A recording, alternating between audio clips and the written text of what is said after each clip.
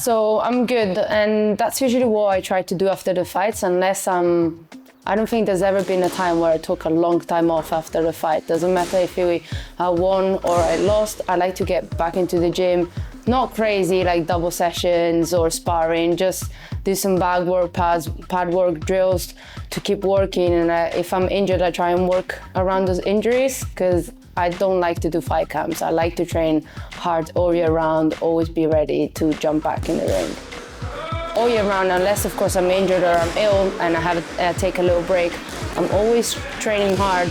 I do some changes for my fight camps, like multiple sessions a day, some sprints, some conditioning, but I'm always training Muay Thai, and I do find that it makes a difference, not just mentally, but also physically.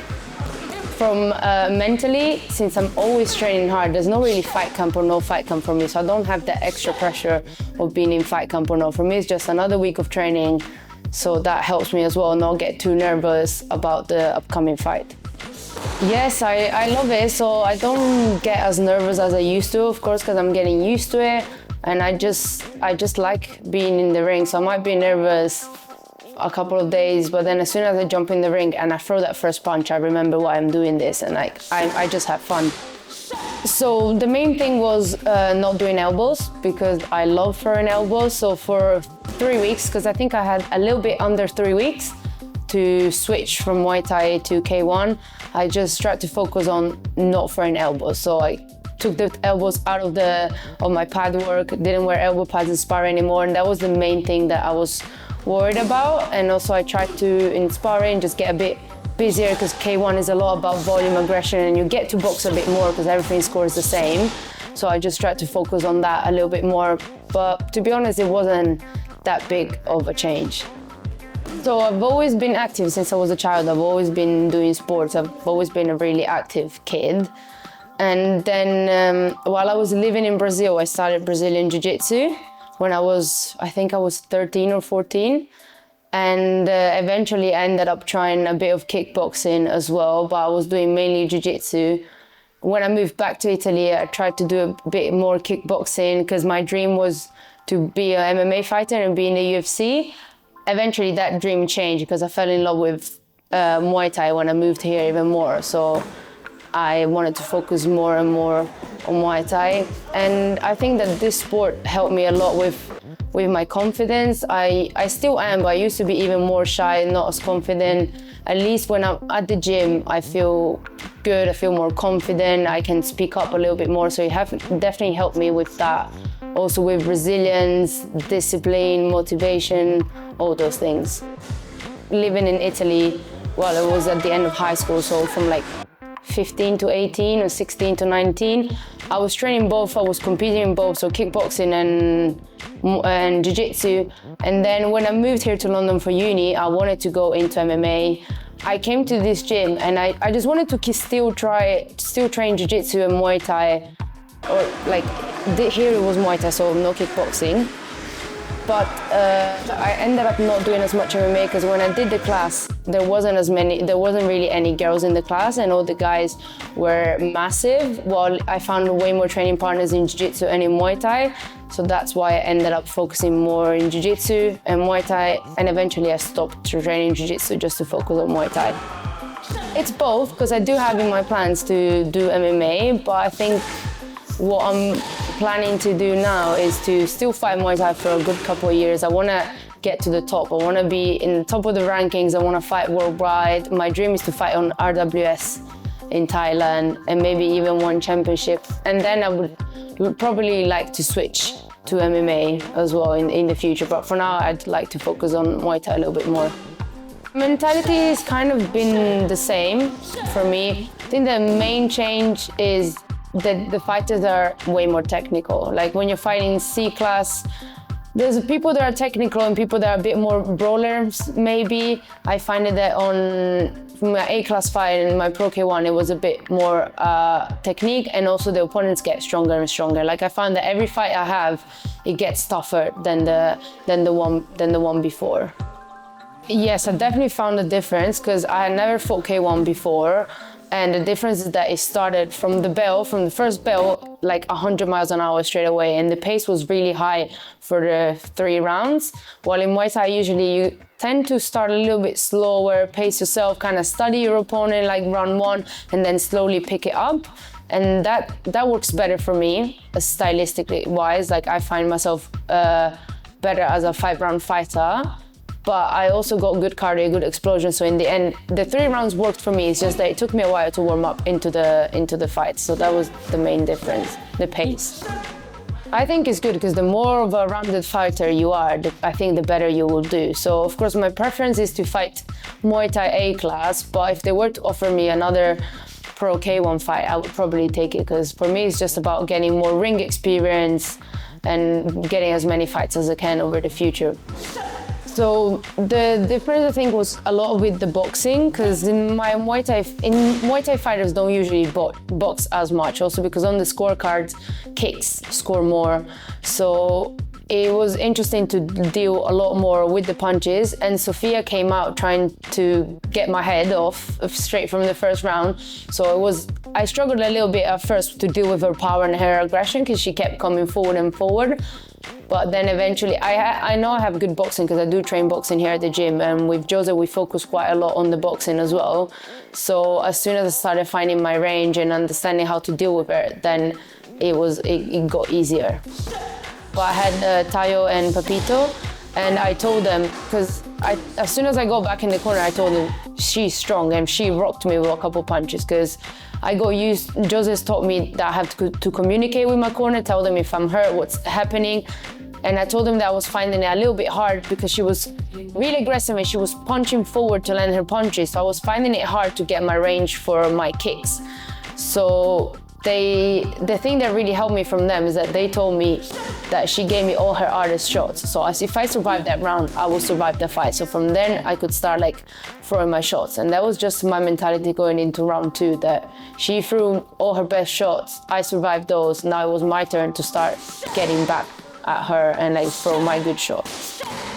She was getting a bit more frustrated because I started using angles a little bit more, so I would hit and then move. Or before, in round 1, I was on my back foot a bit too much, and I think that she was working well with the pressure and I wasn't dealing well with that. Well, when I started using angles and moving around a bit more, I think it started frustrating her and confusing her, because it wasn't as easy for her to land the punches. But I still think that round 2 was quite close. I know I took it, but it was quite close. And then round 3, I don't know if she was tired or if she quit mentally or what was going on. Round 3 was the easiest round for me, and I was just having fun and landing all my good shots. They told me that I can't keep going back, because that's how she was landing the punches. She was having the best of me. She was doing what she wanted to do. And once I started making her miss and hitting and moving to the side so she couldn't hit me back, then it was harder for her to keep landing her shots. So I do this thing where it's not making fun of the opponents, but I start taking the mick a little bit. It's just a way of like keeping myself calm and remember myself that I do this for fun and take a bit the pressure off so I can deal with my emotions a little bit better. And I think that might have frustrated her quite a lot, because I even heard her corner at one point saying, "Sophia, she's taking the pace out of you. You gotta start hitting her." So I don't know if it was that or if something else happened, if my shots were hurting her, but I definitely know that her shots were hurting me, and this was probably my toughest fight today. She's a really tough girl and so strong. To be honest, even before my hand got raised, I was already so happy with my performance, because I knew I had turned the fight around. I didn't start off very well, but then I started doing the things that I wanted to do and it started going my way. So I was already happy with my performance, and then having my arm raised just kind of confirmed that I had done a good job. So of course it felt good, but I was already happy that I don't know how much it would have mattered getting my hand raised or not. Of course, I don't think it should have gone the other way, because I don't think it was that close, but I was already quite happy with my performance, and I think we put on a very good fight, and I think it should be fight of the night, to be honest. I've always said that to Jose. That's why I never had a Pro-Am fight. I went straight from C class to A class, because it's not a cockiness thing. It's not that I think that I'm better than the people that are at the top. I just want to challenge myself, so I want to have tough opponents, have tough fights. of course I want to win them, but also if I put on a good performance with someone that's really good and it's at the top, that's already good enough for me. When I fought Izzy Wilkins, she's Sophia's teammate, that was my first A-class fight. And Izzy is ranked, I think she's like number 3 in the UK. And I lost by split decision, but it was a close fight and it was my pro debut while she's been fighting pro for a couple of years. So that was already, for me, that was enough. Of course, I would have liked to have won that fight, but I challenged myself and I still came out with a very good performance.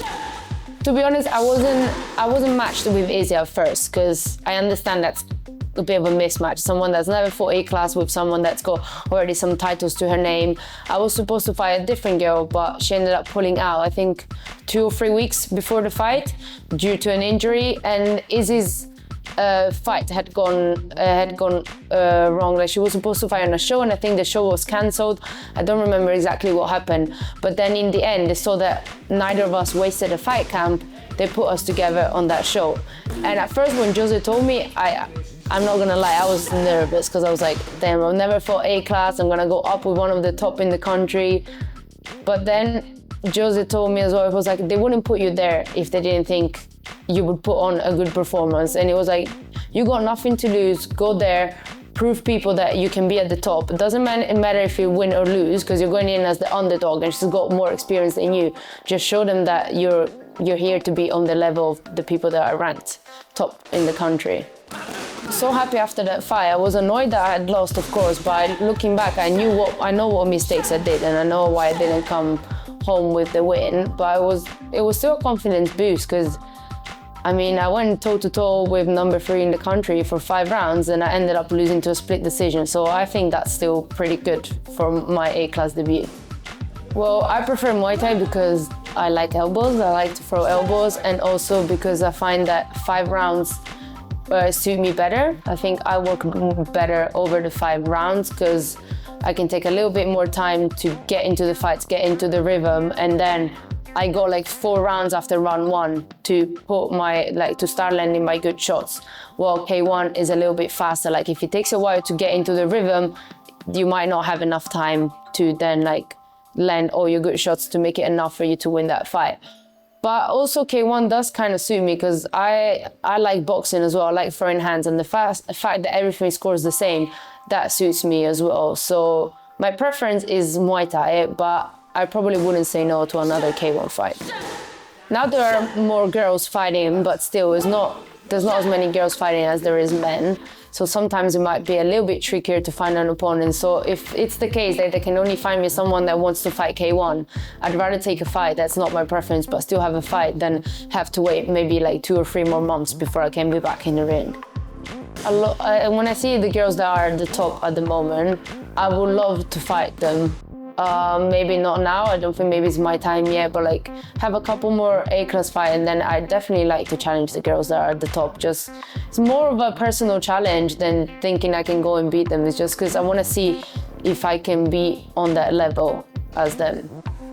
I mean, maybe I am, but I also understand that I've only had 1 A-class fight, so I'm not that greedy to be fighting at the top. If someone offers me a fight with someone that isn't a popular name or something, it's not like I'm not going to accept it. I'm going to accept any fight that comes my way. If they offers me a bigger name, of course I'm going to be excited about that and I'm going to take it, but also I'm not that greedy to get there. Everything has its time. I just want to be in the ring with whoever wants to have a fight against me, and then everything will come with its time, I think. I never really thought about it as in looking for an opponent, because I watch fights, of course. I watch fights when I go to shows here in the UK, or watch fights online. But whenever I match with someone, I don't really look up their videos. I don't study my opponents. I just train and then I go into the fight. So of course, after my fights, even after this one, I already know what I want to work on. I saw the mistakes I did. I know what I need to work on, what are kind of my weaknesses, and I'm gonna be working on those things until my next fight. Because then I want to use those things, I want to correct those mistakes so that I don't make them again in my next fight. But I had never really thought about it as in, I'm weak in the clinch, I would like to work on it and then test myself against a good clincher. But yeah, that could be an option as well. I mean, as I said, for me, it doesn't really matter who I fight. Whoever wants to do it, I'm happy. I just want to get in the ring as much as I can. My mentality for now has proved to really help me in most of my fights, because I don't quit. And thanks to Jose, he's helped me build my mentality a lot by having like tough rounds here at the gym, getting beaten up by bigger guys. But that really helped me not quit when I get to the ring, even if things are not going my way at first. I'm not gonna say them to the camera just not to help anyone, but I've been watching my previous fights since the first one to my last one. I always watch them back when I get time to see the things that I need to work on. And I already told my coach there's one main thing that I want to work on, two actually, and we want to work on them until my next fight, because I think they're a bit of my weakness. So one thing that really helps me for me is just to joke around and have fun all when I'm warming up. So I'm not a serious person. When I'm warming up, I'm joking, I make fun of people. I just act a bit like a clown, and that helps me keep myself calm, because I take the seriousness out of it. And then also in preparation to the fights, I used to do it earlier in my earlier fights, because I would get more nervous, just like some meditation or like breathing exercises, that then whenever I start feeling more nervous before the fight, I can sort of like ground myself, feel my feet on the ground, try and control my breathing so I can calm down a little bit, and that definitely helps, so I'm ready to go once the runner comes.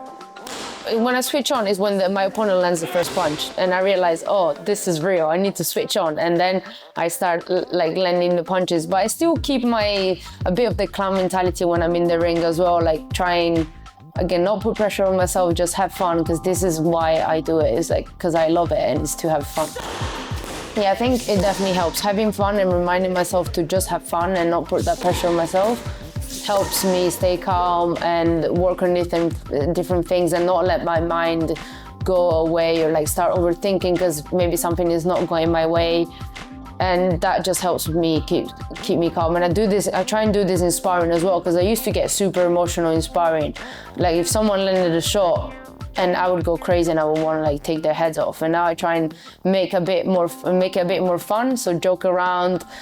And it definitely does help keep yourself calm and remind yourself that it's not that serious. You do it. Yes, it's serious. It's a serious sport. It's a dangerous sport, but we do it because we love it for fun. So we still need to keep the fun aspect of it. I would like to stay a little bit busier, because this year I only ended up doing 2 fights. So I would like to stay busier. Maybe like, let's say at least 6 fights. Like would be a fight every 2 months, something like that. Like hoping that no big injuries happen. I would like to stay as busy as possible and just see where keep fighting and see where that takes me. I think it's mainly about staying busy and not keep staying too much out of the ring, because if people go to a show and they see you as a fighter, they like you, then they want to see you again. If it's like a 2 months wait is one thing. If they have to wait another whole 6 months to a year to see you back in the ring, they'll probably forget about you. And for me, popularity is not that important. I don't care about it, but I know that it's kind of important to get you big fights. If the crowd likes you and people like you, it's probably easier to get bigger fights and build a name for yourself. So I think that just by staying busier and keep putting on good performances, doesn't really matter the result. I think that's definitely going to help me get to the top. That I'm not a serious person, and that's what everybody told me. I walked in with sunglasses, I was just strolling around in the street. I was having fun during the fight, and that's what most people that came to watch me said. And also, they enjoyed the fight. They said it was a really good fight and that I was being aggressive, and that they're kind of scared of me. Always been my dream to succeed and get to the top, and I get it that the lifestyle is hard. You have to eat clean, it's training hard 5 to 6 days a week, not have a big social life. But then just going into the ring and all those emotions and how good you feel after a fight just makes it worth it. So for me, sometimes when I've been out of the ring for too long, I'm at the same time itching to go back in, but also I don't remember as much how good it feels. And then as soon as I go back in, and all the euphoria at the end of the fight and everything reminds me how much I love this and why I want to do it, because I just feel so good after fighting. I've gained a bit more confidence. Also, working at the gym and like teaching the classes helps me with like confidence, realizing that I got lots of Muay Thai knowledge that I like to share with people, and it's just made me like a better person being in Muay Thai, more disciplined, everything, and that comes around in life in other aspects. Even when it doesn't come to fighting, having that motivation and being able to like put the grind in, like grind to get to wherever you want in life, definitely helps. Like in the last year, for the last couple of years, for the journey you've been on, are you like impressed with what you've achieved? I am, because I've changed my mentality quite a lot. I had to overcome quite a few big obstacles, and before in fight camps I used to suffer, like, because you're hungry, you're tired, and I would be like miserable sometimes at the gym. While now I go through fight camps and I'm laughing all the time. Like last week, before I had to go to the sauna to sweat the last few kilos out, I was laughing, I was joking. I just try and enjoy the whole process, even the hard bits, and that definitely makes it, I'm proud of myself, because it didn't used to be like that. I was harder on myself, and also I wouldn't enjoy the process of fight camp as much. I would enjoy the fight, but the whole weeks upcoming to that fight, where I had to like do double sessions every day, lift weights, go run, do sprints, diet, and then like sweat the last few kilos out, I wasn't enjoying the process as much. Now I try and enjoy every single bit of it, and I try and keep a smile on even when I had to do the hardest part, which is the weight cut and the water cut. Then I don't think any fighter likes to do that. So I am impressed of how I've turned myself around, how I started from my first fight camp to this last one. If I try and, even if it's more pretend or like always trying to have a smile on, that makes me feel better, even though if I'm not that happy or something. If you sometimes try to pretend or try not to think about it, it makes everything a little bit better. Like if you're already doing something that's awful and you're like complaining about it or saying that it's awful, it's going to be even worse. If you try and like not make it seem like it's that bad, then it's not going to be as bad. At least that's what I think. Well, I've been trying to work on my mental resilience and just my mindset as a fighter, and that might be from like listening to podcasts or watching like videos about it, because now everyone talks about it on social media, and I think mindset is such a big part of an athlete. It's even more than I think the physical preparation. I think the mental preparation is even more important. So I've been trying to work on that, because I knew that was kind of my weakness, not being in control of my emotions as much. So that's why I tried to work on with like different exercises, or trying to remind myself that I do this because I like it. So there's hard bits, but I'm doing it because I like it. So I just need to keep reminding myself that and enjoy the whole thing. And who's been on this journey with you? Who do you want to shout out? Well, definitely my coaches here from the gym. Jose helped me a lot, went out of his ways to like train me throughout the camp, my fight camp, and all my training partners as well, because it's not just about the coaches. If you don't have people to spar with or train with, you're not gonna get better. So everybody here that comes to the gym, that's been helping me, and also like my friends that have been more like my support around that, like trying to always make me smile when maybe you're like so exhausted from training, hungry. So because most of my friends come here to the gym anyway, and I work with them, so seeing them every day also helps make the fight camp easier and like the dieting easier. So it's definitely my coaches, my teammates, and my friends. Yeah.